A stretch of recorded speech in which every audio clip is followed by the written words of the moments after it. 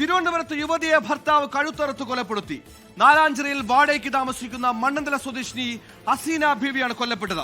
കൊലപാതകത്തിന് ശേഷം ഭർത്താവ് സുരേഷ് കാറിൽ ഓടി രക്ഷപ്പെട്ടു. കുടുംബ വഴക്കാണ് കൊലപാതകത്തിന് കാരണമെന്നാണ് പോലീസ് പറയുന്നത്.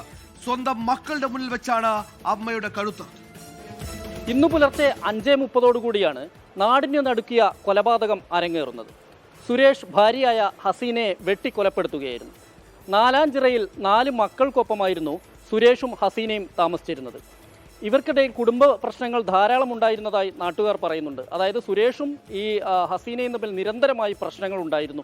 ഇതേ തുടർന്നാണ് പുലർച്ചെ 5:30, അതായത് സംഭവം നടക്കുന്ന പുലർച്ചെ 5:30 ഇതുപോലെ തന്നെ ഹസീനയും അതുപോലെ തന്നെ സുരേഷും തമ്മിൽ വലിയ വഴക്കുണ്ടാകുകയും തുടർന്നാണ് സുരേഷ് അവിടെ ഉണ്ടായിരുന്ന കത്തിയെടുത്ത് ഹസീനയെ വെട്ടുകയായിരുന്നു. മക്കൾ നോക്കി നിൽക്കുകയായിരുന്നു ഈ സംഭവം. കാരണം മാതാപിതാക്കൾ തമ്മിലുള്ള തർക്കം കേട്ടാണ് കുട്ടികൾ ഉണർന്നത്.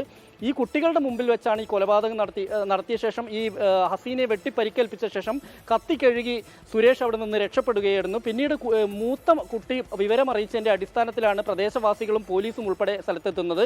എന്തായാലും ആശുപത്രിയിലേക്ക് കൊണ്ടുപോകും മധ്യയാണ് ഹസീന അന്ത്യശ്വാസം വലിച്ചത്. തുടർന്ന് ഈ സുരേഷിനെ കണ്ടെത്താനുള്ളൊരു തീവ്ര ശ്രമം പോലീസിന്റെ ഭാഗത്തു നിന്നുണ്ടായി. എന്തായാലും ഇതുവരെയും സുരേഷിനെ കണ്ടെത്താൻ കഴിഞ്ഞിട്ടില്ല. CCTV ദൃശ്യങ്ങൾ ഉൾപ്പെടെ പോലീസ് പരിശോധിച്ചു വരുന്നുണ്ട്.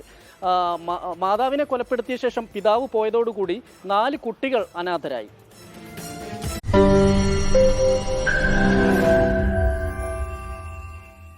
ലോകത്തെവിടെയായാലും ഏത് സമയത്തും 24 വാർത്തകളും ഓഗ്മെന്റഡ് റിയാലിറ്റി പാക്കേജുകളും എക്സ്പ്ലെയിനറുകളും വിശദമായി കാണാൻ ഞങ്ങളുടെ YouTube ചാനൽ നിങ്ങൾക്ക് സബ്സ്ക്രൈബ് ചെയ്യാം.